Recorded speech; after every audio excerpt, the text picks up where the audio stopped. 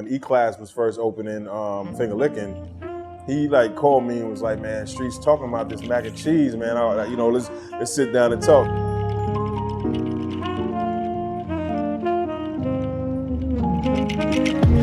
My name is Derek Turton. I'm the owner and founder of the world famous House of Mac, Miami, Florida.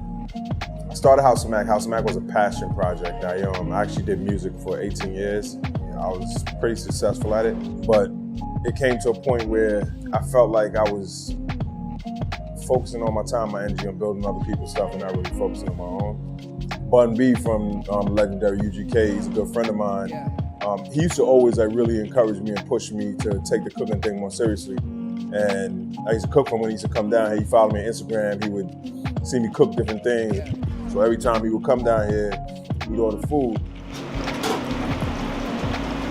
One day he came down for the Gumball 3000 rally. All of the drivers for this was in the hotel.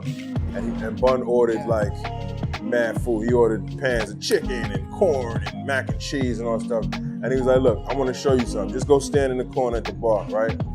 I ain't gonna say who you are, I'm not gonna say, but I'm just gonna put the food out and watch and see what I'm saying. Put the food out, he called all the guys down to his room. Y'all got food, come down. And then they came in there and they started tearing the food up and he's like, you see what I'm saying? So that night he sat me down and he's like, listen, bro, if you don't at least shoot your shot, like if you don't at least try, you're never gonna forgive yourself later on in life. So that day, I gave him my word.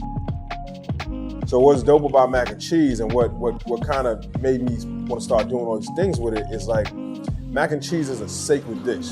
Thanksgiving is almost, if not more important than the turkey, and you don't touch it. So like my thing was like, okay, cool. So I'm gonna take this sacred dish and I'm gonna touch it. And I'm gonna take it and I'm gonna flip it and I'm gonna try to do these things with it.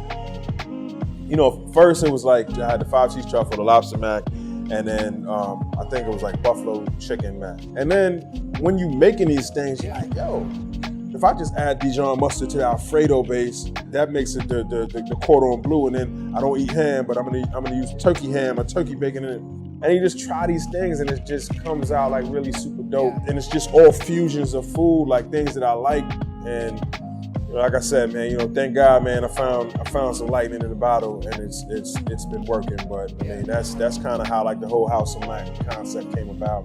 Trillo G Bun B. I'm here to talk to you about the world famous House of Mac food truck. Every time I've been there, it's always been a great experience. From the food, the service, the environment. I'm telling you, you gotta try this food. The reason why we started on a food truck versus doing a restaurant initially, obviously, because one, it was more cost effective, but grassroots is what I've done for artists and other people for the last 18 years.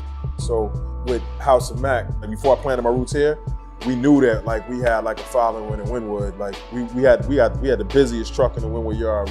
We would pull up in places, and when we were moving the truck around, we would send an Instagram, we're gonna be at Wynwood Salon at 6 o'clock. Before we even pull up, there's cars parked, double parked.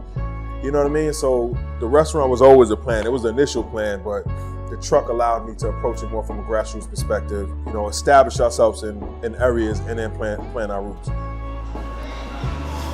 Watch your hands, that's hot. Me being able to come to Overtown, I have 27 employees right now. We started on a food truck with 3 people. And now I'm about to open up Brightline. I'm about to have another 25 employees over there. I'm about to open up another location. That's gonna be another 20, 25 employees there, right?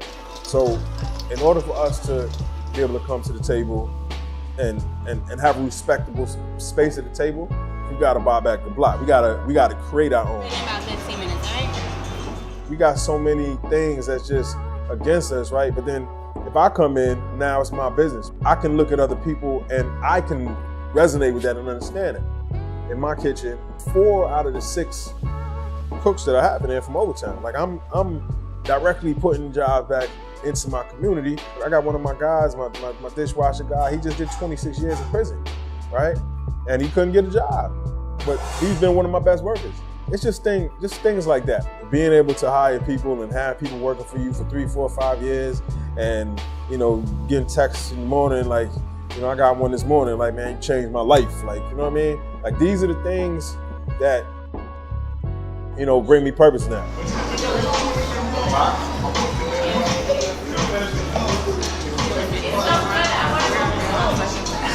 this is definitely God's plan. Because if you would have asked me 5 years ago what my intentions were and like what I thought I would be doing right now, the last thing on my list probably would have been that I would be a professional chef. I would be running a restaurant, and this is what it was. And we've accomplished so much in the last couple of years. So it's just been an amazing journey so far, man. So I'm just looking forward to see what we can pull off in the next few years.